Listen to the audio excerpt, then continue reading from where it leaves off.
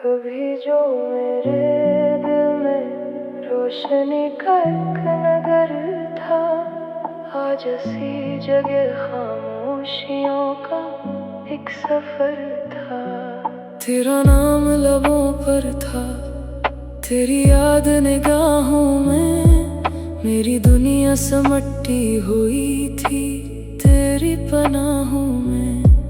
मैंने चाहत के चरागों से अंधेरे तोड़ डाले थे, तेरी खातिर अपने सारे ख्वाब रस्तों में छाले थे। मगर किस्मत की हवा ऐसी चली सब बुझ गया, दिल का रोशन आसमान पल भर में धुंधला सा गया। अब जो तन्हा रात आती है तो दिल घबराता है, हर पुराना जख्मा कर फिर मुझे तड़पाता है। मैंने आँखों की नमी को मुस्कुराहट में छुपाया है, अपने अंदर के समंदर को बेहद मुश्किल से समाया है।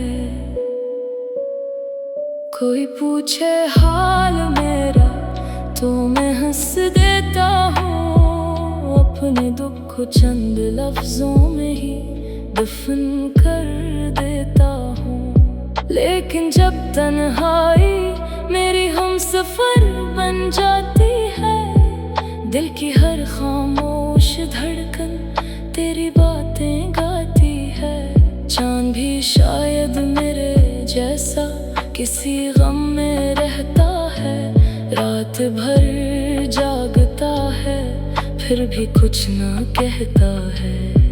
मैंने तारों से कई बार तेरा पता पूछा, हर सितारे ने फकत मेरी तरफ देखा खामोश।